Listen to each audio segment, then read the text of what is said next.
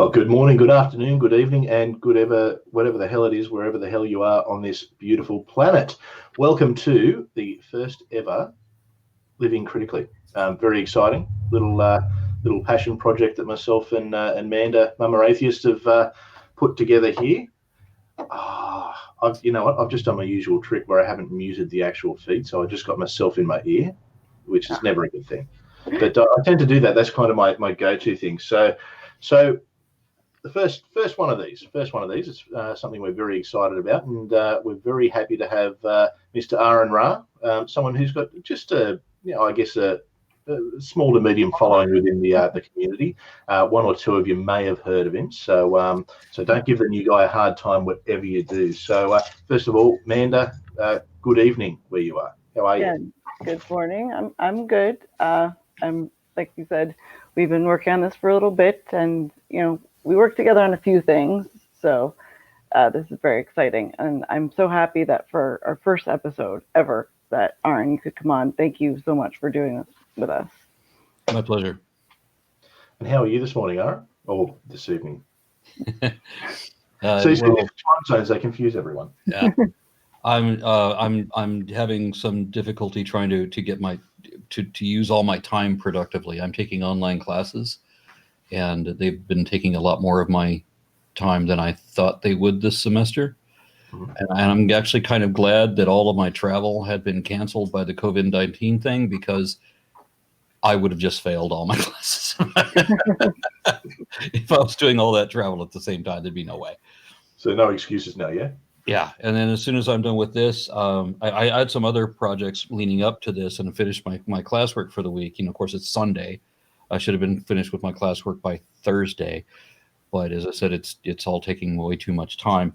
And then as soon as I'm done with this, I'm doing another video where I'm going to put a face on this guy.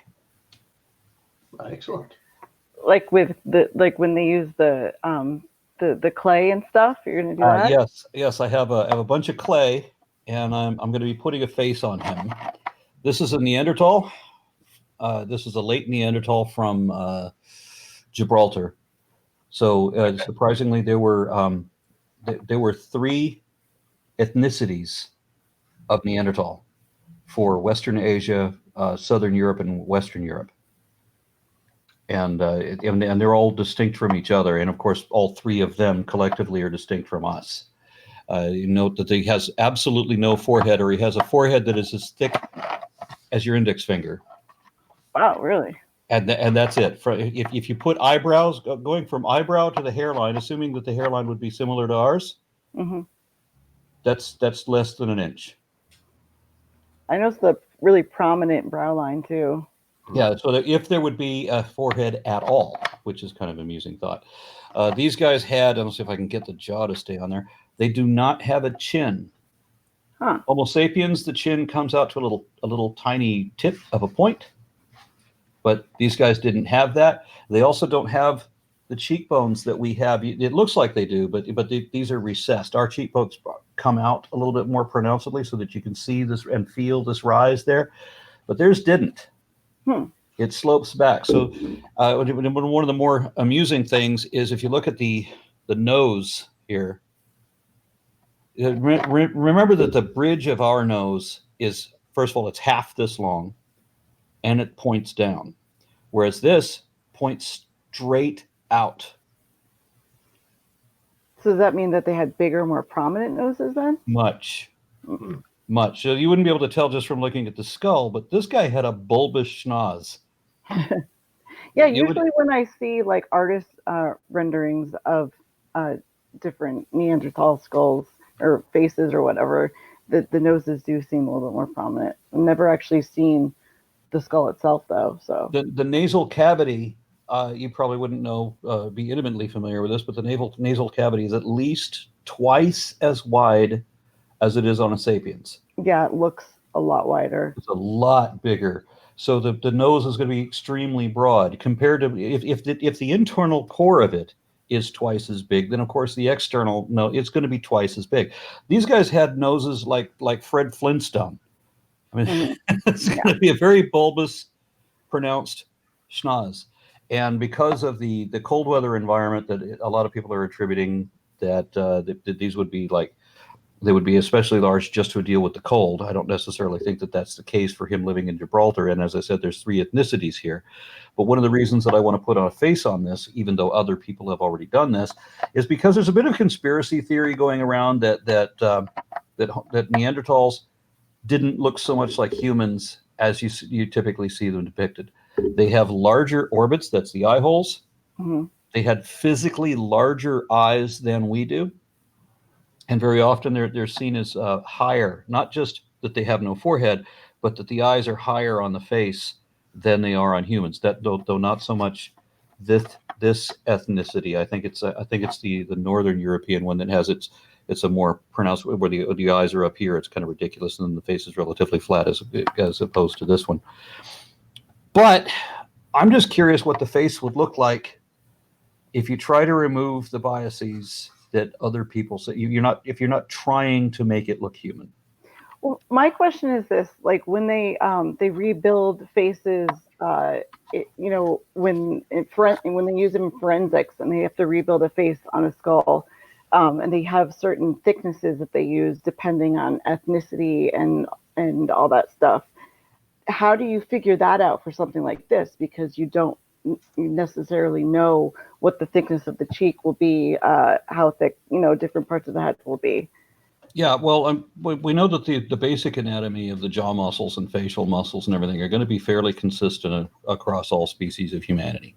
Okay. So, I mean, I can go with everything we know about the modern human skull, and I don't have to make the jaw. A lot of people would think that the jawbone or that the jaw muscles would be much more pronounced. There's no reason to think that, as the dentition and also the archaeology of these things shows that they were eating almost exclusively meat, and that it was usually big game. So a lot of other people were talking about the amount of hair or fur that they would have. And again, we know that they were clothing themselves with the hides of woolly rhinos and things like that. So there's no reason to assume. And there's also, we know that the common ancestor was already naked. Yeah. So before these guys diverged from us, we had already separated our lice. So, interestingly enough, you mentioned Gibraltar, and Spain's one of the last holdouts of the Neanderthal, isn't it? It is. It is. That was the last place they held out. It was also the same way with Homo erectus for Europe. Homo erectus in Europe, their last holdout was Gibraltar as well.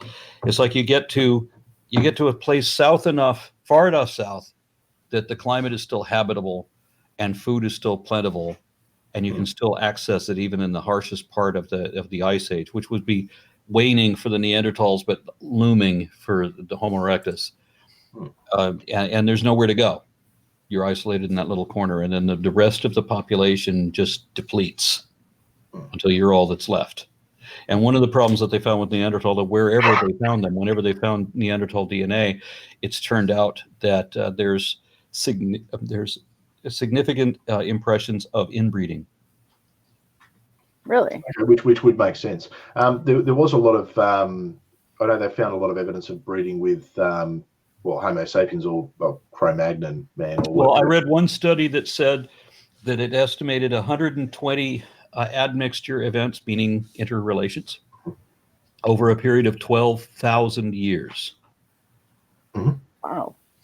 So 120 times over 12,000 years implies that it's not often. No, but still often enough to, I guess, make an impact. Yeah, the most that you can. I've heard that somebody somewhere rated a 5, but it's supposed to be that the most that you can have that Homo sapiens has is up to 4% Neanderthal. Although somebody is claiming that they were rated a 5. I don't know. Would you want to own that? There are some people who do very proudly own that the Neanderthal thing, and then they want to. it's mostly like white supremacist thing. So where is the validity in that argument? You know, we're claiming that you're a hybrid species with Neanderthals, along with practically everybody else. Say, doesn't that kill the whole pure? I guess if you go by that theory, for the white supremacists, it's the Africans who would be the pure humans, and we're kind of the exactly. And the Chinese had an interesting take on that recently. They were arguing, there was some, obviously not the entirety of Chinese, but there were some Chinese scientists who were arguing that they were not part of the out of Africa movement, that they were I heard that, that they were polyphyly, that they had independently evolved from Homo erectus, not out of Homo erectus already in Africa, but that they had independently evolved from Homo erectus already in China. And of course, the genetic studies came back to say no. There's big issues in China at the moment with especially racism towards Africans. It's so that seems to be a bit of a cultural thing. That's I don't know. It's a bit odd actually, but. Well, at least these people were able to look at the data when they got the genetic signature back, and it did confirm all the genetic markers were showing that the Chinese ancestry came from the African migration and not an independent origin. And they simply conceded, well, the data doesn't bear us out, so I guess we're wrong. And you got to applaud somebody who says that. Yeah, well, that's true. That's true. At least if people can see it, and we've got a question in the chat from Gary Priestley, who's asked, noting the significant body of work to explore, where would you recommend starting for introducing young children to this early history? Well, I'm sadly, I keep referring people to videos that I've done only because I see a dearth of information on that.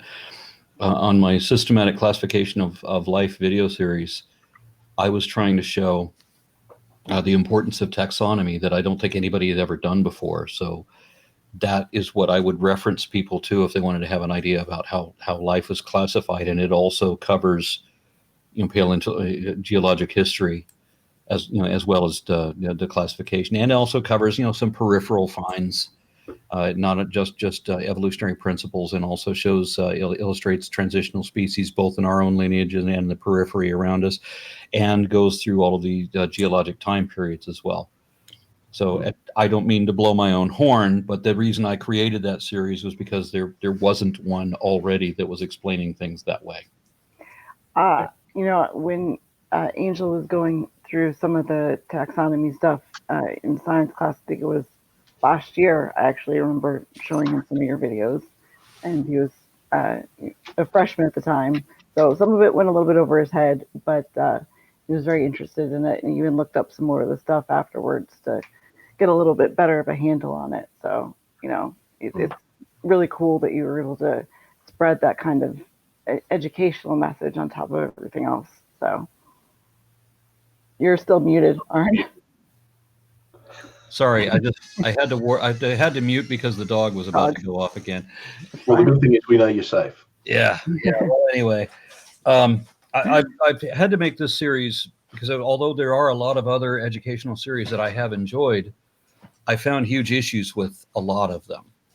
And one of my favorites was the Walking with Dinosaurs series, which then added Walking with Prehistoric Beasts and Walking with Monsters and a few others. And there's honestly large problems with every one of these documentaries. And it's one of the problems is that they were made before there was updated information, and some of it is because they weren't done by professional scientists, I don't think. Because they're made for entertainment purposes as well. Yeah, well, yes, and one of the things like little subtle things most people wouldn't even care about when they show Amphision in one of their videos. They show Amphision walking around with a dog leg, literal, where it's on the forelock that dogs have. Amphision walked on its bare foot, like on its whole foot, plantigrade, not digigrade. Like they would walk like bears, not like dogs. And that was a principal distinction for that species. And so it irritated me that the animator neglected to put in the diagnostic way of recognizing that species. So he just made a dog. Yeah, really? So yeah, it's just a dog. It's not a bear dog if you don't put in the bear feature. Yeah. Speaking of bears, my friend Mr. Bear Atheist wants to know if you think there will be more subspecies found over time. That's his question. I'm sorry, to say that again? My friend Mr. Bear Atheist asked the question if you think more subspecies will be found over time. Yes, but we may not be able to identify them as subspecies because that's getting intricate. The place where I got this skull, Skulls Unlimited. If you go to Skulls Unlimited, you look up dogs. You can buy the skulls of many different breeds of dogs. And I put up a composite image that involved, I want to say, a couple dozen different dog skulls mixed with some other things, like hyenas and a lion and a bear and a few other things that were mixed in with all these dogs. And the bear is closer to some of the dog skulls than some of the dog skulls are to each other. Especially, I'm sure, the newer ones, right? Because the way that we bred dog species into...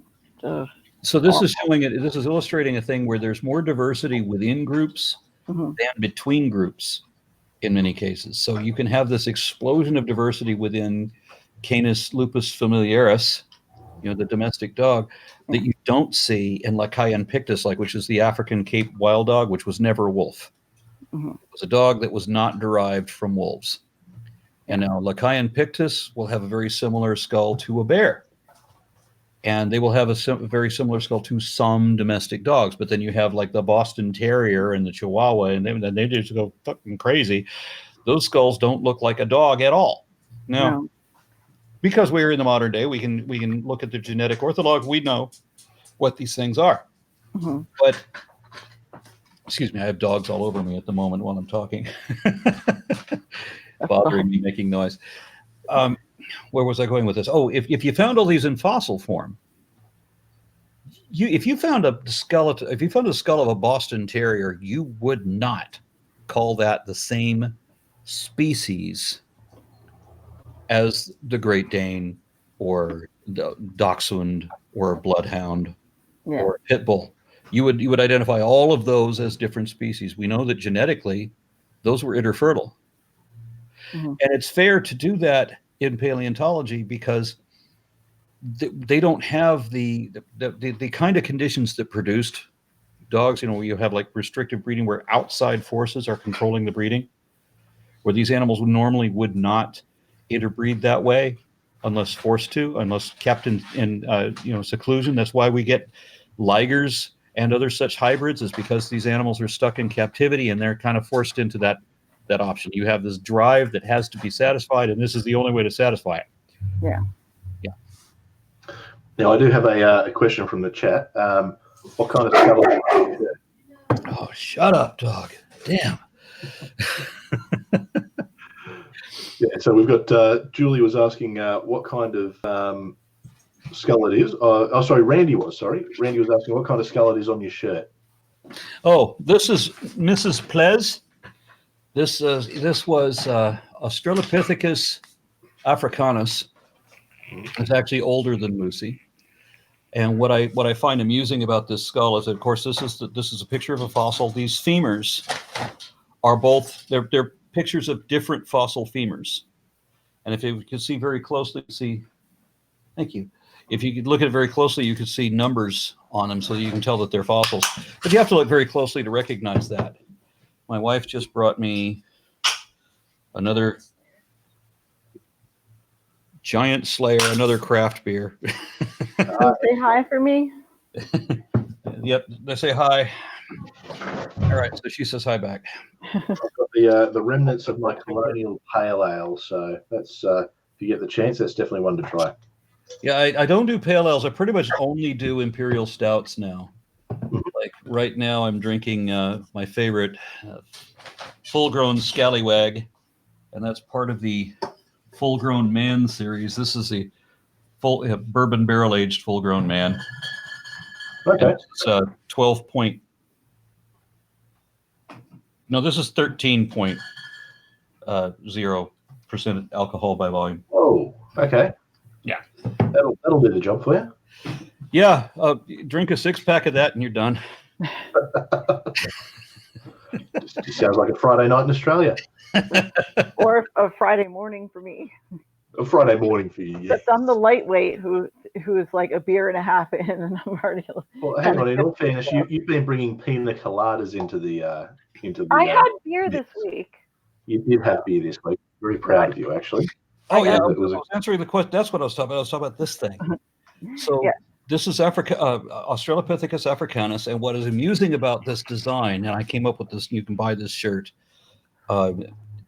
The reason I came up with this design is because people recognize it as the Jolly Roger, and in this configuration, they fully accept that it's human. Good It's point. only when they realize that it's a fossil that they hit that stumbling block where they're supposed to deny what they already admitted. Yeah, that's true. That's very brilliant. So I guess that brings me up to a point I did want to raise with you. How do you do it with people like Kent Hovind? I mean, obviously, I think your series with him was certainly something that probably a lot of us have seen. Obviously, the garbage that he puts out, which has got no basis in science, I thought you were more than patient with him. How do you tolerate it? Oh, I don't tolerate him. He inspired me. It was his grotesque dishonesty back around Y2K was one of the things that motivated me to become his opposite. Wow. And so I was delighted when somebody finally offered me a chance to debate him. It's like I'd been gunning for him for decades. I never ever thought I'd hear the day where Aron Ra said that Kent Hovind inspired him, but you heard it here first. You know somebody's going to clip that, right? And Inspired by onto it. So fucking hard. It's just the lies that he tells are so overt. For example, back around Y2K or back in the late 1990s, he said of Neanderthals, that, but mind you, we found hundreds of Neanderthal men, women, and children and their DNA, right? But what Hovind said about them back in the day was that it was just one old man, a regular old human Homo sapiens man with rickets. Really? That's how Hovind dismissed this entire race of people. And how I'm sure the way he would dismiss Denisovans, since we don't know their physical morphology. We have very little, we have scant physical remains for Denisovans. We discovered them through their DNA. There was a finger bone. I think it was this part of a finger that was found in a cave in where was it? I forget where the Denisova cave is, but anyway, they found this finger bone, and they found the DNA, and it was not Neanderthal, and it wasn't Homo sapiens. It was something else. It was something distinctly something else. It was a third race of people that was never identified before. So that's profound. And then they identified that same DNA as a ghost lineage in Melanesians and indigenous Australians. So now so their DNA is markedly different from other human DNA in that it's got this ghost lineage in it, which also matches that finger bone found in Asia, which means that there was an Indonesian group for which we still have no fossil finds that intermingled with those people that were migrating into New Guinea and Australia. I forget what the name of that collective is called. I'm glad I already took the test on that part. So what is it that you're what are the studies that you're doing at the moment? Well, right now I'm going for a degree in anthropology. So of course there's cultural anthropology and physical anthropology. And right now I'm taking a course in pseudo-archaeology, which is hilarious. I'm loving pseudo-archaeology. What's that? What is pseudo-archaeology, dare I ask? Oh, we have to study the Ron Wyatt's bogus claims about having found Noah's Ark on Mount Ararat. We have to all the claims about basically everything Eric von Daniken ever wrote. We have to go through and understand why everything he ever said in his life is bullshit. Well, because of aliens. The aliens covered it up, didn't they? Part of my class assignment last week was to watch or this week actually, was to watch Like Alien. Chariots of the God. No. Or Ancient Aliens. You know the aliens meme guy with the guy crazy hair? He says, I'm not saying it's aliens. Ancient Aliens. Ancient Aliens. Yes, I'd never seen a single Georgios. episode of that. And I was required to watch it as a class assignment. And right away they show that guy. And I'm like, it's the aliens meme guy. And he said that Atlantis, he says that in Greek mythology, we have these Greek myths about these islands, these shiny bronze islands that fall from the sky. And he says, and then they become islands. And he says, see, I don't think Atlantis sank. I think Atlantis lifted off. In all fairness, I think they've been going for about 14 or 15 seasons, and I think I think they're really clutching at straws for content at this stage. I think the first few seasons they brought out, the classic Chariots of the God, all the, Von Daniken was even in a few of them, and some of the stuff, like that's already like the Nazca lines and things like that have already been sort of disproven as not aliens. But I really think, having seen some of the later stuff, it's just like really like you're desperate here, guys. I mean, pretty sure they've always been desperate, though. I mean, but now it's like they've gone from, if it makes sense, they've gone from Ken Ham to Kent Hovind. That's the leap that they've made. So it took 40 years to get to our second season of Cosmos, but we have 13 seasons of Ghost Hunter. All of those shows, there's like 20 of them, and I hate when they take guys from Star Trek and put them into this, because they had the one where the one that got me was Leonard Nimoy on a show called In Search Of, and I'm sorry to say that when I was a 12-year-old boy, I bought that show because everything Leonard Nimoy said sounded logical. And then later they put Commander Riker, #1. They had him doing one of these similar shows where he says, "Is it possible that blankety blank, some bullshit thing?" And you have to say, well, yeah, it's possible. And if so, then, let's just compile a whole bunch of assumptions onto absolute bullshit. But why is it they always take people from Star Trek for this? Because there's a handful of shows where they do that. They take various people. Like I think the guy that played Geordie LaForge was in one of these pseudoscience. Oh yeah, LeVar Burton. He shows up on everything. Yeah, and it irritates me that they do that. I mean, why do we have to make up bullshit for entertainment when the real stuff and how you find out the real stuff is, to me, vastly more interesting. One of the most interesting things that I think about science is the stuff we don't know.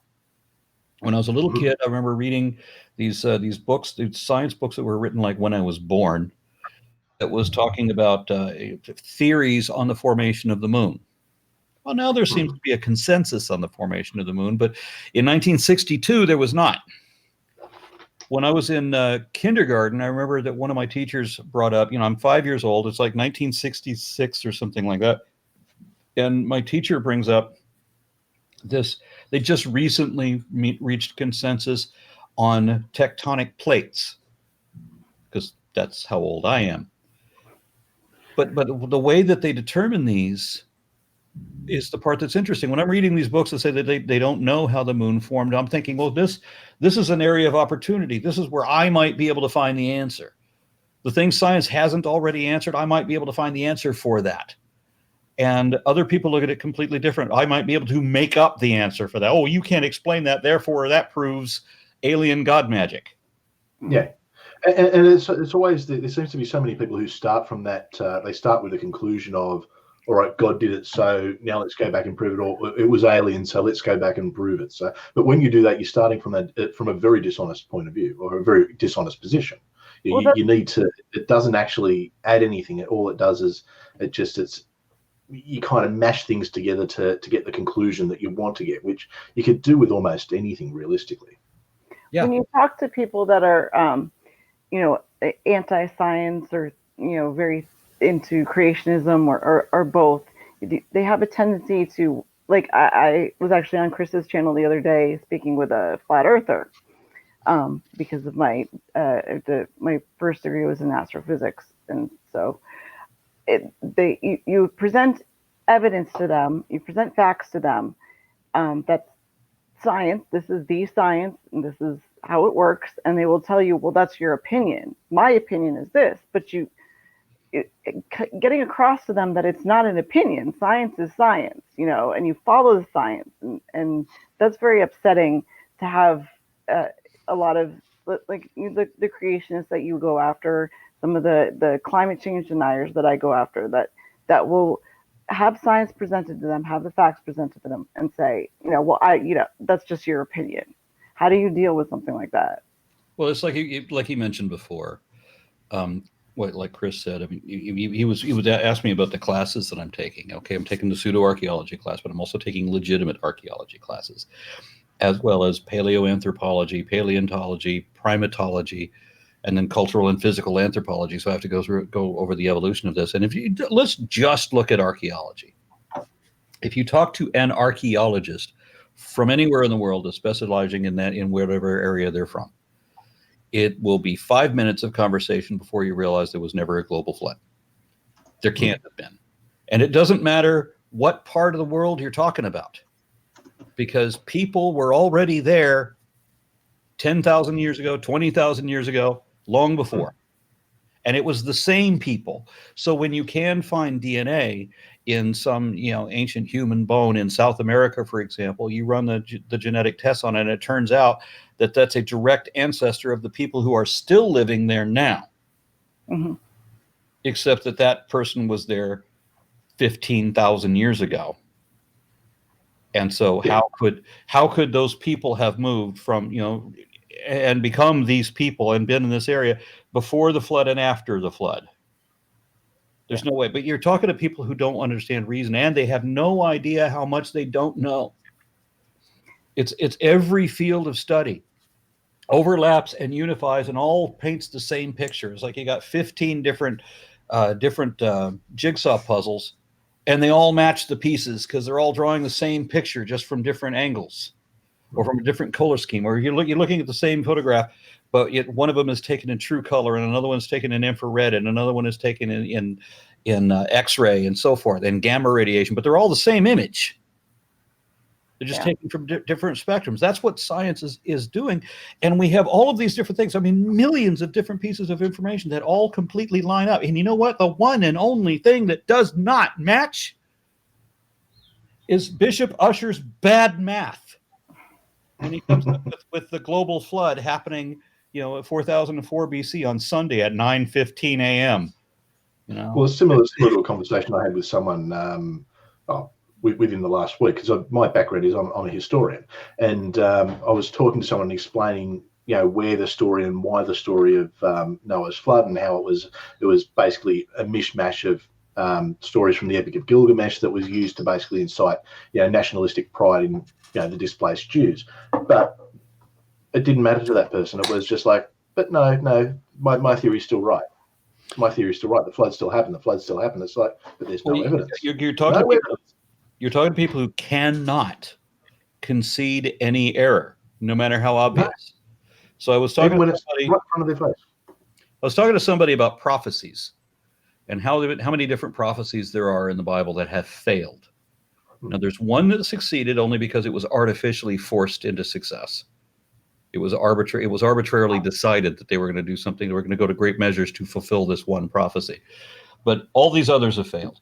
And one of the more dramatic failures among them was Ezekiel talking about how at the hands of Nebuchadnezzar, he was going to take over Egypt, and it was going to be such a complete victory that there would be a 40-year period during the reign of Nebuchadnezzar too, where not man nor beast would trod through the entirety of Egypt for 40 years. There would be a period of 40 years during the time of Nebuchadnezzar II and the reign of Pharaoh, where nobody lives in Egypt. No man, no animal lives in Egypt for 40 years. And I'm trying to explain to somebody, that never happened, right? And his first argument is that Nebuchadnezzar defeated Egypt. I'm like, yes, he did. He defeated in all of his conquests, or in all of his battles, he did win one of them in Syria against an Egyptian army. And that had absolutely no effect on the population of Egypt, nor on the government of Egypt, Notice the same guy is still in power, and then look at all of his successors. Let's just track down his successor and then the successor after him and the successor after him to long after Nebuchadnezzar is dead. We're now generations after Nebuchadnezzar's death before Egypt ever finally gets taken over by another country. Oh yeah, but then they just throw that as, oh yeah, well, Babylon's going to re-rise and the new Nebuchadnezzar who will be, the Antichrist or the false prophet, and they spin it in those ways. It's where the prophecy hasn't been fulfilled that all of a sudden it becomes something that, oh no, that one's not literal. The other ones were. That one's not literal. That's something that's going to happen, and let me interpret it in this weird and wacky, wonderful way that we can use to sell books. You know what I find hilarious is when you argue with these people and they say, well, how do you know the Big Bang happened? Or how do you know this happened? You weren't there. And they don't understand the irony in their statement. When they're saying that the flood absolutely happened, or that Jesus, all the stuff with Jesus, but it's usually I've got a book. Yeah, written by an eyewitness. An eyewitness who gets everything wrong. An eyewitness who describes the Earth as a flat disk covered by a giant crystal dome with windows in it to let the rain in from outer space. Inside this dome, the sun and the moon are both the same size. They're both lights, but of course we know that one of them is not a light, but they're both the same size as each other, both smaller than the Earth and bigger than all the stars, because the ignorant, bigoted, superstitious savages who wrote this and then pretended to speak for God didn't know that the sun was another star or that the Earth was one of many planets. They thought that the planet Venus was Hillel ben Shahar, grandson of El, son of Shahar, who was also named twin brother of, just like the dawn and the dusk. So in their astronomy, you see Venus, the morning star, the light bringer, always fades into oblivion when the sun rises. And so you get this astronomic tale where they talk about how Hillel tries to usurp his father, Shalim, the dusk, or Shahar, I'm sorry, Shahar, but then El rises and he diminishes. And so why are you fallen from the heavens, oh light bringer, son of the dawn? And so Isaiah makes a comment about that, making fun of their astronomy. And so that is misinterpreted to be an actual battle between the devil, which Isaiah had never heard of the devil. No. That character didn't yet exist. So if you could bring Isaiah into a TARDIS and bring him forward in time, he would not know what the fuck these people are talking about. Who or what is the devil? He wasn't talking about that. He was talking about their astronomy. Mm-hmm. And the other one that Matthew cites as a fulfilled prophecy of Isaiah, saying that a virgin will give birth to a child. One, it was a mistranslation. He said a maiden, not a virgin. And he was talking about some other woman he impregnated himself, and a kid died 700 years before the time attributed to Jesus. And the whole prophecy was supposed to be that by the time that this kid is old enough to choose honey over curds, you will know that your enemies are no longer a threat. And that prophecy still failed, not just because the kid is not Jesus, is just any old kid who tries to learn the difference between honey and curds, but because the enemies did raid and wiped everyone out and killed everybody. So the prophecy failed every way that it possibly could fail. And Matthew, whoever wrote Matthew, obviously hadn't read or understood Isaiah. But you'll never get a Christian to admit to that, because it was written in prophetic language. So it can mean two different mutually exclusive things at the same time. Hang on, you're surely not suggesting that the Bible's inaccurate?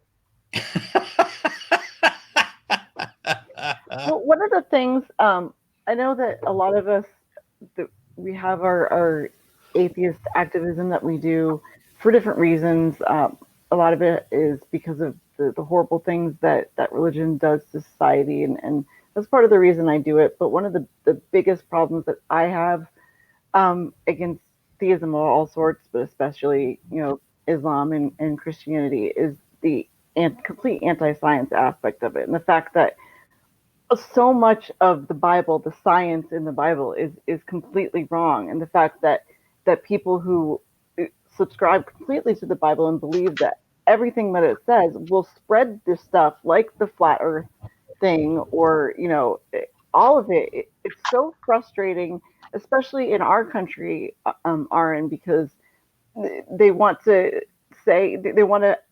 in Texas, I think, and some of the southern states want to be able to teach our kids evolution, but also creationism. Yeah, what's the go with wanting to teach creation in schools? Like, how the hell does that happen in a modern Western nation? Like, seriously. And there are our textbooks have stickers in the front that the science textbooks that mention evolution have textbooks in the front, and I only found those here in Georgia, not when we lived in Connecticut, because that's where I'm from, that say, bear in mind that evolution is only a theory. Yeah, like atomic theory, or The theory of gravity. or the germ theory of disease. Oh, it's just, but for them to, fine, if you want to teach your kids about creationism, go for it at home. No. In the church, whatever. But don't you dare fucking try to push that shit on my kid. Well, Ever. I don't think it's fine. You know, people have a right to believe whatever they believe for whatever reason. Nobody is a stronger defender of freedom of thought than an atheist. Mm-hmm. Oddly enough, ironically, the greatest enemy of free thought is religion, where you have belief systems that have required beliefs and prohibited beliefs, where you better believe this and you better not believe that. And if you believe this, then we'll offer you an impossible promise that we'll never have to pay because you have to be dead to collect it. But if you don't believe it, then you're going to face the threat of a fate worse than death. Yep. So it's the stick and the carrot. So religion is completely against free thought. We understand what freedom of religion is. We mean free thinkers. You know, you should be allowed to have your own opinion for whatever reason, and that includes if you have some wackadoodle religious belief. You're free to believe whatever fairy tale brings you jollies. If make believe is your thing and reality isn't so much, and you want to pretend other things that you know not to be true, you do that.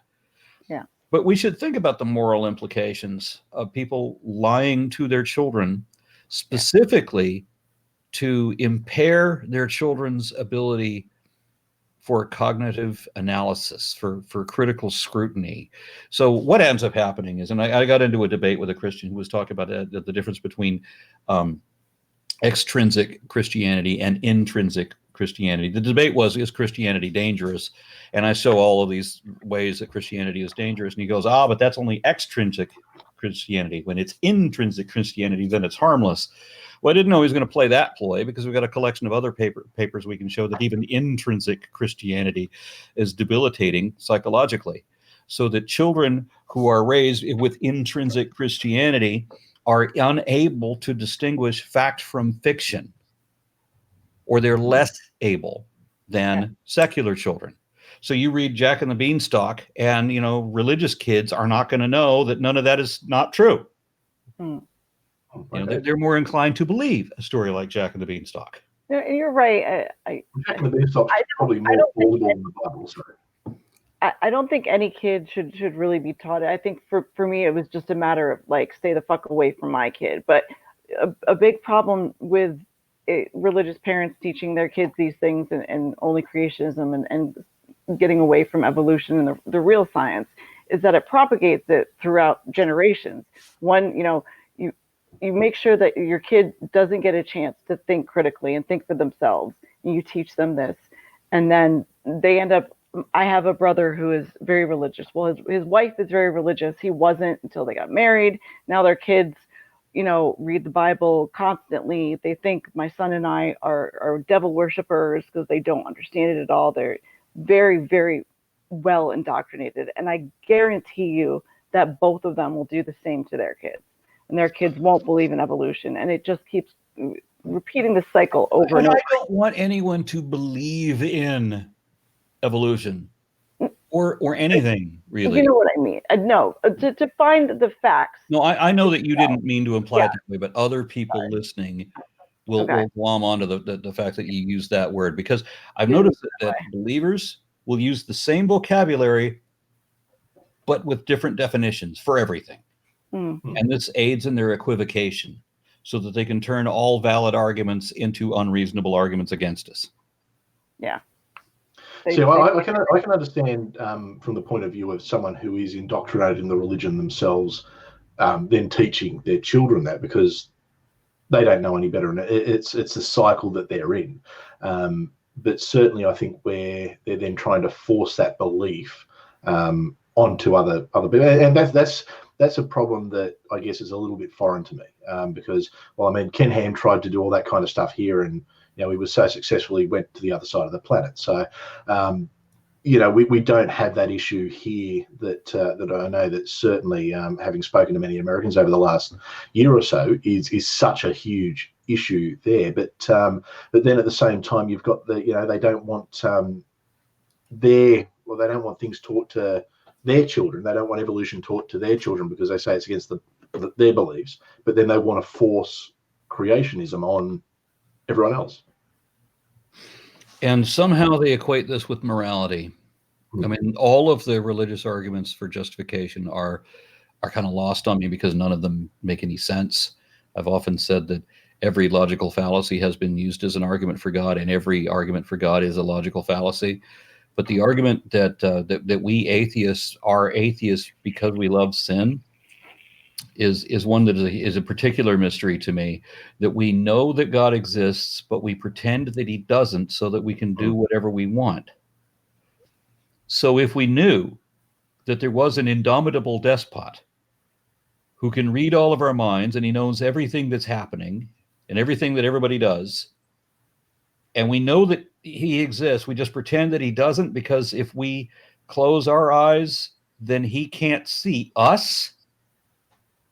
Is that the logic there? Anyway, so what is the only thing that really seriously pisses God off? It's when you don't make believe in him. That's right. Or when you blaspheme against him. You only want to guarantee going to hell.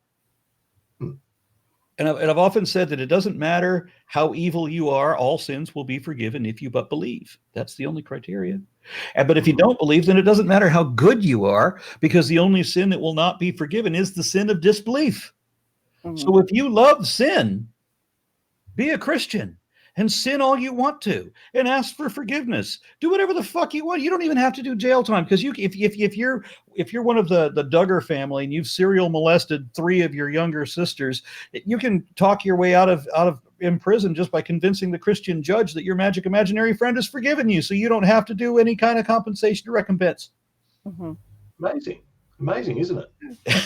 Yeah. But atheists, on the other hand, we'd better be literally damned sure that there is little or no possibility of this God, right, who's going to punish us for not believing, not for doing right or wrong, because we know that's not the thing. Gullibility is the sole criteria for redemption. Because if it were any other way, there would be a way for good atheists to get into heaven. And the Bible does not allow for that. The Bible denies that atheists can do any of the good things atheists have done. It's almost as if the God of the Bible was based off a Bronze Age despot. But the thing is, so this God of theirs who made this vast universe. I mean, and I understand that when they wrote the Bible, they had no idea how big it really was. But this entire Earth with every single species of flora and fauna, and all the people that have ever lived or died on this planet, not to mention the animals as well, cares that this one single individual, believes in him and worships him. I mean, another basic rule is that any being worthy of worship would not want to be worshipped. Yeah. No. And the reality is, and I've had this conversation with the occasional Christian who tries to bring me back into the fold.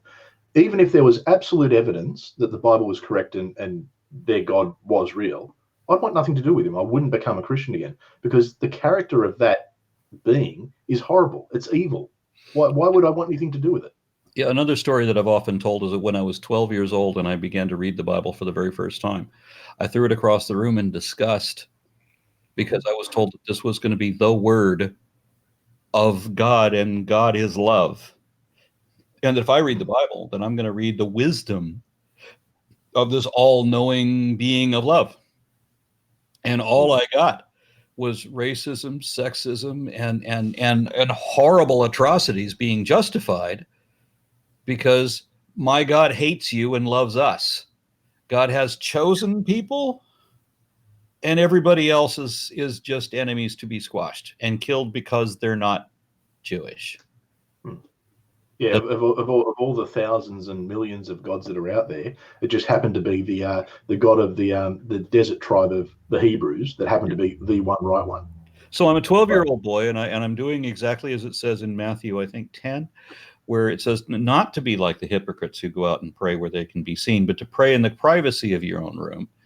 And so I offer up a prayer audibly, out loud. I'm just looking at the walls where the ceiling meets the two walls of my room, just trying to focus and pretend that there's a God there listening. And I believed that there was a God there listening at the time because I was 12. And so I offered a prayer that, God needed to explain himself. God had to either justify all of this horrible, insane stupidity being attributed to him, or he needed to show me that the Bible got him all wrong. And I can say that prayer has been answered because for the rest of my life, I've seen nothing but evidence that the people who wrote the Bible had no fucking idea what they were talking about ever. And that's why they got everything wrong. So if there was a God, if there really was a God, the Bible is no better authority on him than the Bhagavad Gita. Exactly. One of the stories that really has always bugged me, especially since becoming a parent, was, Abraham bringing his son up the hill. Is Abraham right? I got the name. Yeah. Names are hard for me sometimes. Yeah. It's an Abrahamic religion. Yeah. Bringing his kid up the hill, and he makes the poor kid carry all the stuff he's going to use to sacrifice his son, and brings him up there. But then at the last minute, God tells him not to. And I argue this point with Christians, and they will tell me that they would absolutely do it. That if God asked them to sacrifice their kid, they would do it. And I've just and I don't think I stopped. I don't know if I really ever believed in God, to be honest with you. I was raised Catholic, but I discovered myself as an atheist when I was around 15. But even if I did believe in Jesus and God, I don't think that I could do that to my kid, nor could I forgive a God that would ask me to do that. It doesn't matter. In all fairness, I've seen you some mornings after you've had arguments with your son, so I don't know if I quite believe that. Yeah, and it doesn't matter that God came out later and said, "JK, just kidding." Yeah. Right? I'm an omniscient being who knows everybody's mind and can see the future, and I wanted to test your faith. Even though I knew what you do. Because that makes sense, right? That's just one of myriad contradictions. So the whole purpose of make-believe is to get you completely invested in the make-believe. It's only real if you really, really, really believe it hard enough. Now, how do you believe anything hard enough? You have to lie to yourself until you believe it. Make it, fake it till you make it. That's what the make-believe is all about. Believe really, really hard. And so sometimes you have to really commit yourself. You have to either threaten the life of your own kid, or, as it says in Exodus 34, the fourth commandment, rewritten in Exodus 34, is that you have to bring your firstborn son to sacrifice on the altar to God. And Ezekiel goes back and says that people were understanding it that way and were actually killing their children over this. Right? So, Christians will say that nobody understood it that way. Well, no, Ezekiel says they were. And Ezekiel says, as speaking for God, he says that God created these commandments that people could not follow just so that he could horrify them and cause them to do these terrible things to themselves because God is a dick. Yeah. And I forgot where I was going with that. We'll just leave it at that. Well, by the way, Chris, see, if my son's a teenager, if I want to kill him, it's going to be my idea, though. I'm not going to do it because God. Oh, yeah, that was the other thing I was going to say. The next thing is that you have to find some superfluous part of the most sensitive part of the body and cut that off as an adult to show your commitment and submission that you will then give, and not just give all of your money and property to the clergy, but also show this complete conviction in yourself that you will endure this ridiculous amount of pain and do child genital mutilation on your children as well. Yeah. So that you can lop their little foreskins off and give a bag of foreskins, which I think would look a lot like a bag of pork rinds. Probably. You can use those as currency back in the day because God is all knowing, loving, and wise. Yep. Yeah. No. Oh, yeah. But Clearly he needs not. to know that. That always Yeah, freaks me out. I think that's just evidence that there was, at some point when the Bible was being written, there was a woman who got in and added a few verses to go, well, that'll teach him. There's a little bit of revenge for all the horrible stuff that happens to women. So it's, yeah, this will fucking cut your dick off. So imagine that there's a scene where God, who is only spirit and doesn't have a body, except for all of the times when he does have a body, shows up in his body to kill Moses. So now Moses is facing the God who doesn't have a body but showed up to kill him, and his wife saves him by chopping the tip of his kid's dick off and then throwing the foreskin at his feet and calling him a bloody husband. And so then God changes his mind because God doesn't see the future and can change his mind, and decided not to kill Moses. Because when he decided to kill Moses, he had to go to Moses to kill Moses. He couldn't, as soon as he had the thought Moses just fall over dead, he had to go to Moses to have somebody to perform this emergency circumcision, to perform this ritual so that God would then change it. There's not a word of sense in this. Well, Anywhere. Our ways are not his ways, and who are we to understand? The Sane people. Exactly. Well, he might have been busy, wrestling Jacob or running away from iron chariots or something at the same time. He's. I've got to say, if this is the God of the universe who created everything, he's fucking incompetent. But he's useless, completely useless. What really gets me is the people who openly admit that everything we just said here tonight is true. That there's no. I have no issue with it. There's no possible truth to any of this, but that they don't care. I've gotten people to admit this to me multiple times, that they know that what they believe is not true, but they're going to believe it anyway. Yeah, that's just ridiculous, isn't it? I would think so, but they have an emotional need to believe it. Yeah. They want to make believe something. And look, I can understand from people having concerns and fears about leaving their community, knowing that they'll be, cut off or ostracized. I get that. I know that, when I was in church leadership, we used to say that half the people who are sitting in the pews don't believe. And that was always your biggest crowd that you had to try and save, was the people who were actually at church, because, the old fake it till you make it sort of thing. But it's always baffled me, the ones who will go on and really push it, knowing that what they're saying is complete horseshit.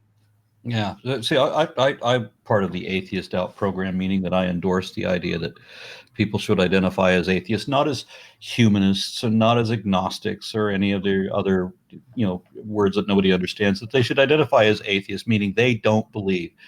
Not the way that atheism is misrepresented, that that there is no God. No, an atheist is anyone who is not convinced that an actual deity really exists. It's the yes or no question that you're supposed to get asked when you go to the pearly gates.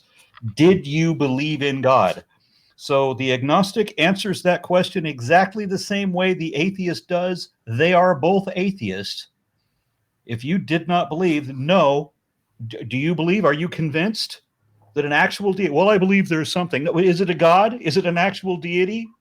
Right? Are you convinced that an actual deity really exists? Well, no, not really. Okay, goodbye. You're going to hell. Yeah. How you answer that yes or no question? Did you believe? Yes or no? Yes means theist. No means atheist. That's it. Yeah. Well, then it also depends on which church. If you're not from the the Third Baptist Church of Upper Bucketron West, then you're probably going to hell as well, because that's the only one that's got it right, of course. Just to illustrate something a little bit more, when people are standing at the pearly gates, just imagine this. Did you believe in God? Well, I don't know. If you don't know, then you don't believe. Yeah. Right? And it's not that believing is knowing, but if you would have to, knowledge is a subset of belief, but it's demonstrable, right? So you can show what you know, and with measurable accuracy. So if you don't know if there's a God, well, then you don't believe that there's a God. But there's also it's a different question. We're not asking you whether you know that there's a God. We're asking whether you believe there is. Nobody knows there's a God, and most people will admit that, but they believe there is anyway. But they will tell you, and like my mother, who, she's Catholic, the Irish Catholic side of my family, will absolutely tell you that she knows there, and I know that they don't, but she will say, I know there is a God. She has also told me that she hates atheism as well, just hates it. And you use the word epistemist, okay? How does that differ from just plain old atheism? Epistemist is somebody that rejects faith as the most dishonest position it is possible to have. Well, some epistemists may just reject faith as being an unreliable way to truth.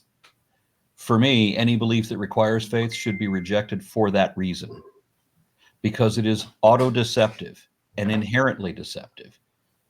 And it is the most dishonest position, because it's being convinced of something that is not evidently true, and then refusing to admit when you're wrong. So the only way you could make that more dishonest is to become an apologist. Oh, yeah. So one thing I guess I was curious about. Obviously, everyone knows who Aron Ra, the atheist activist, is. Who are you when you're not doing this? I'm always doing this. I'm serious. I am. I don't understand how my friends Seth Andrews and Matt Dillahunty have managed to find time for video games. And maybe it's because they're not also taking online college courses. But honestly, before I started doing the online college thing, I was still already always doing this. I never had time for video games. Not only do I not have time for video games, it's a sacrifice if my wife wants to have a movie night. Mm-hmm. Because I can't find the time. Wow. And there's always something going on. There's always some reason that we have to be somewhere or do something. And I mean, things happen in the house. I mean, like in the last month or so, my water heater exploded. I had a plumbing problem. I had to fix myself in the backyard. I mean, constantly having to go back and forth to the hardware store. I mean, we have these everyday life occurrences that we have to take care of. And I'm no different than anybody else. But when I don't have time for hobbies. I don't have time for people asking me all the time, like, oh, what TV shows should I catch up on?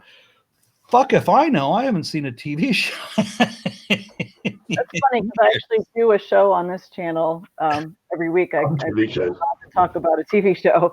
So, yeah. I have for that one. It's been years. It's been years. So what drives you? What drives you then to do what you do? Because it's obviously it's something that's engulfing your life. You've got a lot of passion for it, but why? Well, thank you. And it's something that I got into an argument with a Christian very recently, where he said that most atheists tell him that the reason that they're so against his religion is because the religion is harmful. But I said something new and different. I said that it's false. I'm not really. No atheist has ever told you that their problem with it is false. That's the reason it's harmful. Yeah, is because it's false. It really comes down to this. It's how you react to disinformation. Do you accept and believe things that are not evidently true? Or do you need some actual reason? Does it matter to you whether it's true before you believe it? I will consider any possibility as long as you can show me that it is a possibility. Yeah. But I'm going to say, okay, well, maybe it is and maybe it isn't. To specifically fight against things that we know are facts, that we have proof for, just because you believe in this and because your Bible says this. I mean, I think to me, that makes it the most dishonest. Now, I don't want to put people into two stark categories, because we know that we're only talking about extremes and that people compartmentalize, and there's different avenues in your life. But I mean, I could say that there are people who have a desperate emotional need to believe, and people who only have a desire to understand and want to improve their understanding. And those people, myself, the information has to be accurate. I want to understand the way things really are, not the way I want them to be. Yeah. So I need to make sure that I'm not being fooled. I need to make sure that I want to make sure that I had never believed something that is not true. Mhm. I will only believe things that are so overwhelmingly supported by evidence that it would be perverse to deny it anymore. And the make-believers only believe lies and reject everything we can show to be true. And They that was literally reject reality if when they I had can this find a way to do that. discussion with the flat earther the other day. That was something he brought up to me. Well, and I told him, my original degree was in astrophysics and I do climate science. So yeah, I've been through and learned from start to finish what I know. And he said, well, maybe you were lied to, and that I was just indoctrinated in my own right. And because he brought up NASA, and I'd worked for NASA for a little while in their education program, not their shuttle program, but and so I don't like arguing with when he brought up the moon landing, and he had a lot of things that he didn't believe in. The moon landing was one, and I was like, well, I've met people that worked on the Apollo program. I've met people that have been to the ISS, but when I started my degree, we started at the very beginning in classical mechanics and worked our way up. We learned step by step and built on each of those steps. It wasn't just somebody told me one day that the sun is a star and we've been to the moon. It's not like that. We've learned, I took the time and learned from start, all the science that they could when I got my degree. And that's something that's really bothersome to me, because for them to say, well, maybe you were indoctrinated, you were lied to. Yeah, I was told the same thing. I was told the same thing about paleontology. Except it's a little harder to lie to me when I've been on fossil digs, when I've been on expeditions and have found my own fossils, and not just in the field. I've also taken my samples into the lab, and I've not only done the demineralization process in trying to get the outside matrix off of the fossil, that process, but also in examining under a microscope the soil samples to find the microfossils in there, and knowing in advance what the stratigraphy is, so that that, like last month I was in South Africa, and we were in an area where South Africa is basically all Permian or Triassic. And so in the area that we were, we know that it's Permian, and we know that the radiometric dates between these ash layers puts it just over 260 million years old. So we know we're not going to find any dinosaurs there. We know exactly what we will find, and that is exactly what we do find. And these people that want to pretend that everything is just a jumbled mess deposited from the flood, there's no way any of that is real. And those people would not go on the fossil expedition that I was on, because there's no way they could sell their bullshit to people who have spent everybody there except myself was named Professor blankety blank PhD. They all have the extensive histories. They all have doctorate degrees. They all know their shit, and they know how to prove it. And religion is just bullshit sales. That's it. It's all make believe. And you think those people who wouldn't go? You think those people who wouldn't go on the dig? Do you think they're doing it because they're coming from a position of dishonesty? Yes. Or do you think it's they're worried? Yes, it is dishonesty. Now, there are people who believe what they do because they've been lied to, and it's an interesting thing that it's easier to lie to somebody than to convince them they've been lied to. I don't understand why that is, but that is. They will adamantly defend whatever bullshit they've been sold once they've been sold it, and it takes forever to get somebody to realize that they've been befuddled. But there are a whole lot of people that understand fully what lie they have to tell at what cue, and how to deflect from the actual information, because they know it's all a scam. Coven's a classic example of that. There is no way that guy believes the shit that comes out of his mouth. No, he's fantastically stupid. I mean, I've never encountered anybody like him. I mean, he's bewildering. Now, he knows that he's full of shit. He knows that he's a liar, but he's too damn stupid to understand why. Because I've tried to explain shit to him that he can't get. Simple concepts children could understand. He doesn't. And it's not just because he's willfully ignorant that he does not want to understand. He's too damn dumb to understand if he wanted to. This is why I would love to see this. I want Jeranism, the flat earther Jeranism, to debate Kent Hovind on the shape of the earth. I would love to see that. Because Jeranism, that'd be good. Jeranism, if I remember correctly, is not a Christian, but is a God believer, I think. I think I remember that right.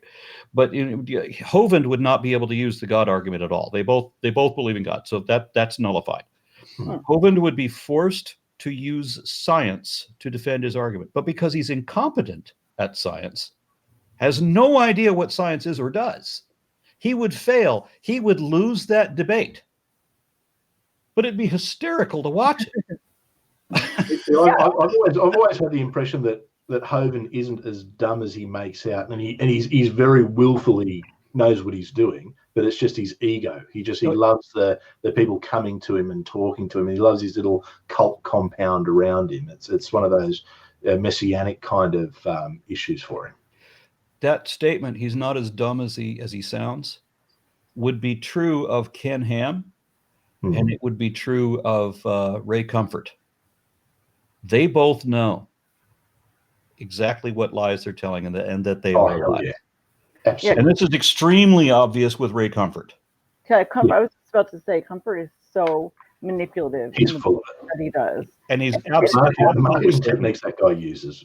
He knows that there's nothing that he says is true. The thing that he said to he was on the 700 Club talking to Pat Robertson, and he said that let's say that I'm a believer in evolution and there's a big bang, and then life begins. Because that was 10 billion years later, and there was a whole lot of other stuff in the interim, but let's just skip that. There's a big bang and life begins, and you have a first dog, and you just have like a lump of hamburger somewhere that it just becomes a first dog. It grows eyes, legs, and the tail and becomes a dog. And then it has to go look around for a female dog. There is no way in hell that anybody could be that stupid with regard to evolution if you've argued the subject every day of your life for the last several years. No, he's playing to his audience. Exactly. He knows he's not trying to save souls. He's not trying to save souls. He's trying to get people to. He's trying to earn his $4 million for his two-floor mansion in Malibu. Yeah, exactly right. Yeah. Now Hovind is a similar shyster who is completely dishonest. Obviously, he was convicted for all 58 counts of various types of fraud. He lost every appeal. He didn't get one appeal, so all 58 counts stuck. But he's still pretending that none of that ever happened.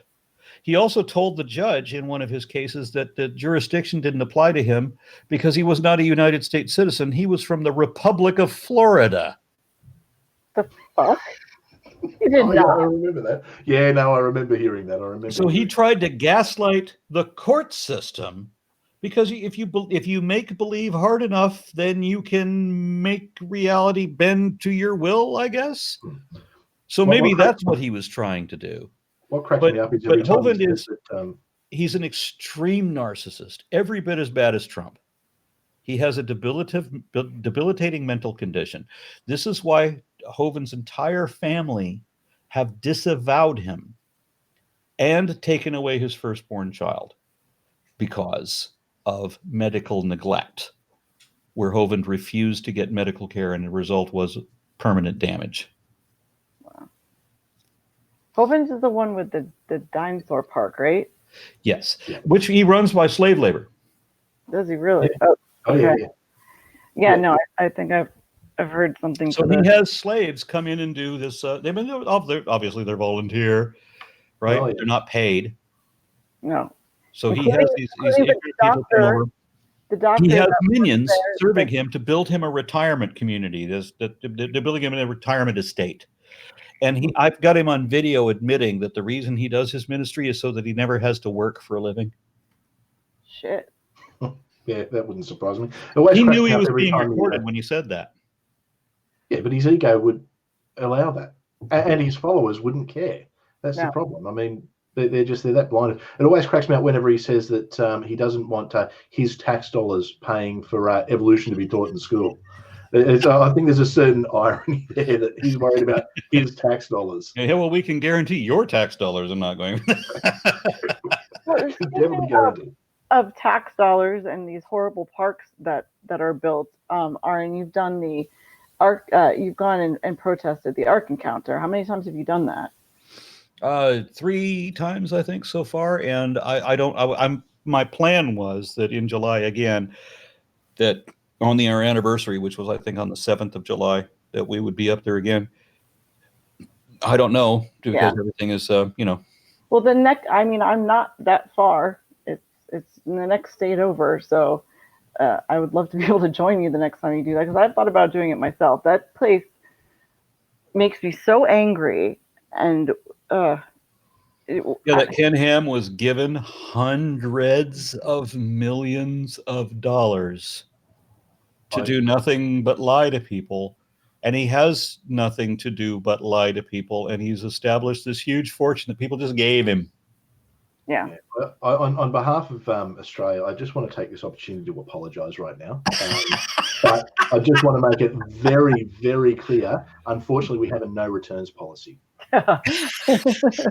Brilliantly put, sir. And when I did my tour of Australia for the Unholy Trinity Down Under, we received apologies from every place that we spoke. And Seth Andrews only went to 3 cities. Matt and I did 4. So we were in Melbourne, which I absolutely love Melbourne, by the way. It's one of my favorite cities. Can I just say, props to you for saying that correctly. Melbourne. Well, I've been there a couple of times. The amount of times we hear Melbourne and Brisbane, it's just like, oh. Yeah, well, as long as you don't call me Aaron, then I'll make sure not to call it Melbourne. Done deal. But yeah, I absolutely love Melbourne, just to death. And we were in Brisbane and Sydney and Perth. And in every one of those venues, we got apologies from the audience. It was brilliant. Oh, sorry. Well, it is our national shame, I guess. Yeah. We have a lot of that in America, including our president, so it's fine. Yeah, I have a lot of British friends. You gave the world Kent Hovind. I have a lot of British friends, and in the last couple of months, a number of them have said, have complained to me about Trump. I'm like, no. You're no longer in this privileged superior position now that you've elected fucking Boris Johnson. You're right down there where we are now. Yeah. And he even looks like him. He speaks like him. He looks like it. Yeah. No, he doesn't. He actually doesn't look like Donald Trump. I'll tell you who he does look like, and once I say it, you're gonna hate it. Barney Rubble.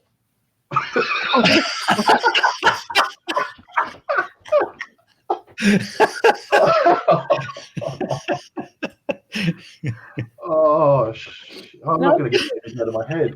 They did a Flintstones movie a while back where Barney Rubble was played by one of the Baldwins.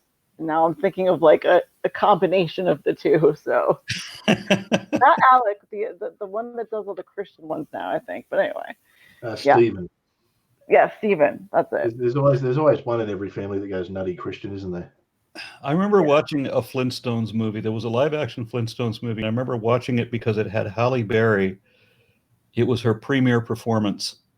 Really? And I remember watching that saying, I will watch every movie she's ever in. And then you saw Catwoman. Yeah, I saw most of Catwoman. I saw right up to the point where it's a weird thing. You talk about people's fetishes. You have people that declare themselves to be ass men or butt men or leg men or whatever. Apparently I'm a hair guy. Okay. I watched Catwoman, and I was absolutely loving her. Oh my gosh, she's so fucking gorgeous. And then she cut her hair, and that's when I turned the movie off. I feel you did yourself a favor, trust me. I actually had somebody ask me today to ask you what conditioner you use. So I've mentioned this a couple of times. I use shampoo that was designed for horses. Oh, is it the mane and tail one? Okay, I gotcha. Sorry. I'm sure you get asked a lot, which you said you do. So, but not as much as I used to, because I'm 57 now, and I've noticed that my hair is a foot and a half shorter than it used to be 10 years ago. Yeah. My hair was a lot longer up until like 3 months ago. I had my mother. I was like, "Can you just trim a couple inches off?" Because I don't really get haircuts. I just trim the dry edges off, and she took a fucking foot off. So. Yeah. Well, mine just disappeared on its own. So I mean, I'm not going to talk about haircuts going on. Am I? Chris usually looks much better than this, but this he fucked it up trying to fix it during the being stuck at home. So. I tell everybody that everybody's hair is 2 feet too short. Yeah, see, I don't know if Chris would look good with a really long hair though, but it was a little bit longer, and everybody looks better. See, this is why I've got this barber called Sam that I go and see. He's fantastic. He speaks about 2 words of English, which is yes and no, and it's fantastic. Every time I go and see him, it's all sorted. Because we're in lockdown here, we decided that we would try and do it ourselves, and never again. I'm just going to kind of let it grow out until the end of lockdown now. So the longer it is, the longer you know it's been going on, because it wasn't a good look for me. Thankfully, the last few weeks things have started to grow back, so it's we're getting there slowly. All right. Okay. Does this look? I don't know if you can see it. Does that look familiar to you, Aron? Oh yes, that's G-Man's cat. Tell us that story, how the cat ends up, because I've heard this sort of like bits and pieces a couple times, but it won't come out if I tell it now. It won't come out right. So I'm gonna leave that one. Okay, fine. He's the one person, like I don't debate people or anything, but I think if G-Man asked if I would, I might do it just for the shits and giggles of it, because he's a little nuts. I was invited. There was I think it was a Non Sequitur show, asked me to debate Kent Hovind, and I was just delighted to finally get a chance to chew into him. And I really enjoyed it. I mean, I really enjoyed that. And then Kent wanted to do a follow-up. And I really got a perverse pleasure out of that follow-up. That was so good. I mean, it was so good for me. But it seems like you really, really enjoyed it. Do you feel it? So far, just to be clear, we've learned that Kent Hovind was your inspiration, and you have perverse pleasures that surround him. So this is a good stream. Yeah. But I got another invitation to debate him again. And I said, I don't remember the organization that was asking me to do this, but I said, as much fun as I would have, and I promise you that I and others would have a lot of fun with this, he doesn't deserve it. You're gonna have to get somebody better. Have you got any, I guess, of those people in that field, the young earth or the hardcore Christians, are there any that you actually have a good relationship with outside, like to the point where you probably have a beer with them, even though you've got that difference in opinion? This is a funny thing. I've had Christian friends, mm-hmm. and it wasn't that I didn't believe in their God. That wasn't the problem. They could forgive that. But it's when they changed to the orange God. Mm-hmm. And now suddenly I've lost more friends and family over the marmalade Mussolini. Really? Than I ever did over Jesus. Politics is strange. Don't think I have any actual Christian friends anymore. Okay. Are there any, I guess, any in the community that you think are probably the more tolerable of the ones that you've spoken to, or I guess who would you say is the most reasonable, if there is such a thing? I can't point to or honest, yeah. I really. I guess, do you think that there's any of them that could one day come out with a completely different perspective? What I've noticed is that politics is far less rational than religion. Oh. Yep. and I can't really figure this out, but people hate me a lot less for being atheist Mhm. than for being whatever they think a lefty is. Ugh. And it's pretty grotesque, the things that they think a leftist is. Yeah,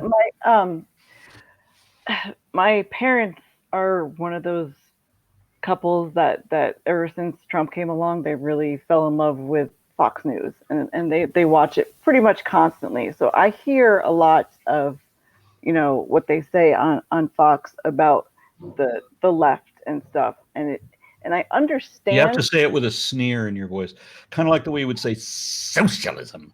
The word has to visibly taste bad.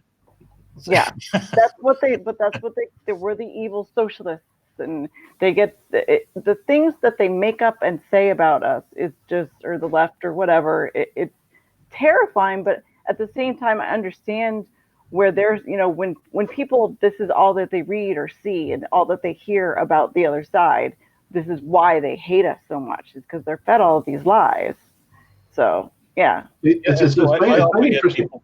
I often get people tell me that they disagree with me politically, and that I've aired an awful lot of political garbage, but I'll never get specifics out of them. Yeah. It's been an interesting experience for me, because and I'll preface this for those who haven't seen me before by saying American politics is different to Australian politics, but I'm someone who's on the centre right of politics. So it's been interesting for me coming into a community where I guess predominantly it's probably more progressive, and especially American style progressive. But I think a lot of the crap that's put out on both sides is just I want to clarify. Yes, there's crap put out on both sides. I can't say that there's not. There's 98% of the worst shit is put out by the right. And there is a 2% maybe that's put out by the far left. And the centrists and predominant left are in the middle, right? Not putting out bullshit at all. Yeah, I think there's crazy extremes on both sides. Yeah, we're just being misrepresented, so that it comes off, well, there's trouble on both sides, which is a lie, because there's the right is responsible for fucking everything wrong, except for that little 2%, which comes from the very far left that none of us actually knows. So I was interviewed by somebody that said I was the first leftist he had on his show.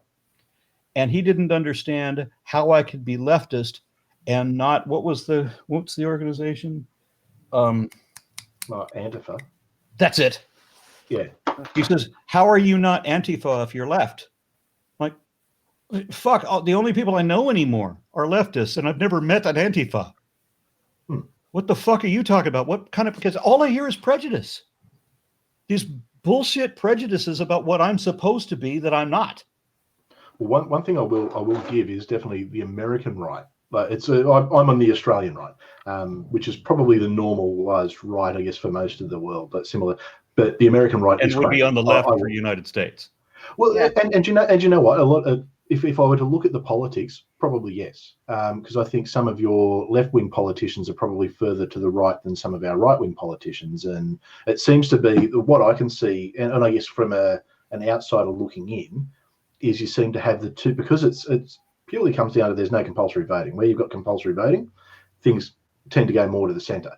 But you seem to have two extremes at times fighting it out, but then they're not always necessarily left-right extremes. They're just extremes of points of view, or extremes for whatever it is that it's trying to. If that makes sense, it's I would say that it's almost like a circular where the far left and the far right, and I'm talking the extremes of those, are almost touching each other.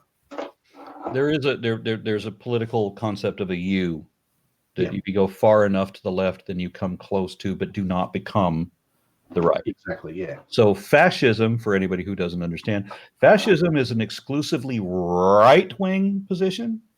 So it doesn't, by definition, so it makes no sense to call me a fascist once you realize that I'm a leftist. That clearly doesn't work. No. So I've taken myself. I didn't want to just say what I was on because I wanted to be on whatever side. I took a number of political quizzes, and these are all based on the political compass, which is not necessarily true. It's just a conceptualization of the political sphere. Yeah. So they have the political compass, and I've taken a handful of these different quizzes, all of which put me in exactly the same position. Dead center. Like, imagine that you have a quadrant, right? So top two, bottom two, you have a left, right, and top, left, right, bottom. I'm in the bottom left quadrant, dead center of that. I'm not on the far left. I'm dead center of the left. Every quiz I've ever taken has put me right there. Now, I've suggested that all of those quizzes be taken by a number of other people, and any other quiz they can find, we'll all take them. Most people, the majority of people, end up in that left, end up more or less where I am, and they usually end up in the anti-authoritarian left quadrant. Every president we've ever had in my lifetime has been diametrically opposed. They're all in the authoritarian right, all of them. And that means Hillary and Obama and Biden. I realize that two of them were never presidents, but Trump and all of them, the Democrats, Republicans, both. Noam Chomsky, who is exactly where I am in the political compass, says that America has one political party with two right wings, Republican and Democrat. Yeah, I buy into that. It's Hillary would have been considered right wing over here. With some left wing talking points, probably more than anything. But, and that's the best. That's the best you would get is left wing talking points. Yeah. We haven't had, apart from Bernie Sanders and Elizabeth Warren, we haven't had a left-wing politician. Oh yeah, and definitely you look at someone like a Bernie, he is left-wing. Yeah. But then you see the establishment wants to basically throw him out. I mean, what the Democrats have done is they've basically handed Trump 4 more years. It's insane. It's absolutely insane. The Democratic pundits were on public TV arguing, how do we stop Bernie? Yeah. So how can you be, and this is the 2020 election, not the 2016 election. They were doing the same thing as 2016. How do we stop the progressive from taking over when we want our corporatocracy? Yeah. Exactly. They're on public TV announcing that we need to stop this candidate. Do we need to stop Buttigieg? Do we need to stop Klobuchar? No, we only need to stop Bernie. Because he's the only one that's a threat. Yeah, but the Democratic Party isn't a true left-wing party. That's true. Not even close. I mean, the fact that as a standard, universal healthcare. I mean, that's right-wing thing. Universal healthcare in most of the world. It transcends politics. It's a human right. But for your left-wing party not to actually be pushing that as a standard, non-negotiable, baffles me. That Bernie comes out and says it and they call him extreme. I mean, it's a human right everywhere else in the world. Everywhere else in the world, yes. And so that's the frustrating thing to me is that I was very right-wing once when I was a young man. When I didn't know what right and left wing were. I was strong, good-looking, arrogant, self-centered, and so I was right-wing. I thought of everything in dichotomies. In simple divisions, good and bad, black or white, right or wrong. And that's what that whole thing is. It's when you start understanding nuance, then you find yourself moving slightly more leftwards. And the thing that I think puts me in the left category more than anything else is that I value human rights, legitimate human rights, over corporate profits. Yeah, see that's something that's definitely an anomaly in US politics as well. It's the corporatization of your politics it's literally and politics is one of the things I'm studying at the moment and looking at the American system as opposed to everywhere else in the world. Yeah, I love America. I think America's a great country. Far out, you guys. It's only through talking to Americans over the last couple of years that I realize how many problems you've got in that country. Like, legitimately. We could go on and on about the politics isn't of it, but we've been here. Most of you have been here this whole time, and we really appreciate it. This was our first episode, and we'll be doing this every week, and hope you'll come back and go to Chris's channel too, Atheist Pastors, and I know everybody already subs to Aron. I know. So you talked about building the skull up. Is there anything else that you've got coming up, Aron, that you want to talk to us about before we head off? Actually, how old is the skull, incidentally? When's it dated to? Oh, that's one thing I didn't look up. I should probably do that. Because it is from Gibraltar, I would imagine that it's probably right toward the end. And that would be roughly around 30,000 years ago. Mm-hmm. And the reason that I'm doing this is because I just want to see for myself. People are claiming that there's a conspiracy or that there's a controversy over how Homo neanderthalensis is rendered. And the only credence I can give this is that when they hire actors to play Neanderthals, there's one thing that makeup can't hide. It's the size of our forehead, the jutting cheekbones, the chin, the size of our eyes. These things are not going to change when you put an actor in makeup. The only thing you can do for that guy is to give him a bigger nose. Yeah. And so I'm going to have some fun rendering this face to see how it turns out. And I am going to follow the anatomy as best as I can, because I want to be legitimate. I'm not, I don't have an anthropology degree yet, but I think I've had some skill in art and I understand anatomy. And I think it'll be a fair representation. Mm-hmm. I will have to do a little bit of research on the shape of the nose, which I'm going to be doing just before I jump into this, which is going to be momentarily. So that'll be probably the next video that I come up with is where I'm putting a face on this guy. So you're going to do like stop motion of showing each and every step of the way, or I expect to do a time lapse. Or time lapse, yeah. Yeah, I'll open with an explanation of what I'm doing, and then the assemblage, and then I'll see where we're going to go from there. That's fun. Thanks for sharing that with us and letting us know. I'm very excited for that. But, we all love your videos, so don't exactly have to talk you up that much. So we know how much you love Aron. Thank you very, very much. And look, I guess on behalf of something, I guess from a personal note, when I first discovered my atheism, it was actually yourself and Eric Murphy were the first two that I came across, and ironically, we've got Eric Murphy on next week. So, I guess from a personal point of view, thank you for what you're putting out there, because that made it a lot easier for me to embrace atheism and embrace and want to be a part of the community. So, for the work that you do, I think there's a lot of people who are probably in a similar situation to myself. So, I guess on behalf of myself, thank you. Yeah, me too. Thank you so much, Aron. I don't know a good way to respond to that. So thanks. Well, thank you for coming too. Like I said, this was our first show, and yeah, it's having fun. It's very awesome. And speaking of the show this week, as I just briefly mentioned, Eric Murphy next week. Yeah. And we're still working out the weeks moving forward, but lots of hopefully interesting people coming up, and lots of conversations with people in the community. So definitely a big thank you, Aron, for coming on and being the first. Hopefully the first of many. Yeah, you're welcome back anytime. So thank you. Thank you much. And thank you to MathPig for producing for us. He's always helping me and Chris out. So, and that's how I met Aron on MathPig's show. So wouldn't have any of this without him. So thank you to him as well. But one last thing is, because I do this full time, the only way I can do this is patreon.com/ARONRA. I need all the help I can get.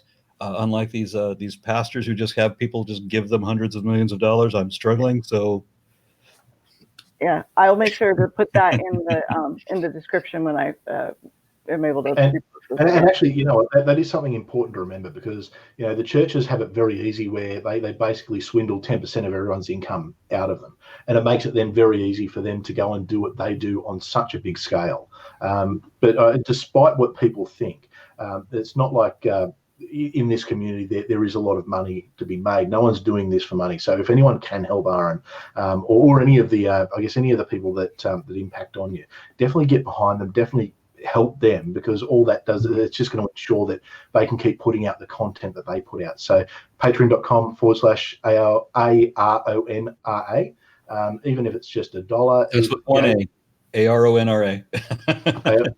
There we are. So this is what happens when it's a tongue twister in the morning and I've had too many coffees. I start to trip over my words.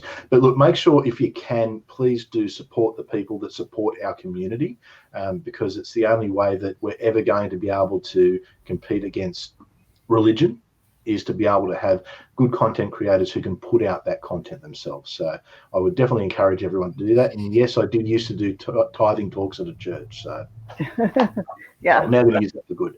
But look, thank you everyone I know there's been a lot of people who have been in the chat since the start. Obviously, Manda, I love you. I love doing this with you. Can't wait to keep doing it. Aron, thank you for coming on. Everyone who has been there, who is watching it now, and everyone who is watching it in the future, thank you for coming along and enjoying the journey, and have a wonderful day wherever you are. Thank you. Think critically, everybody. Bye.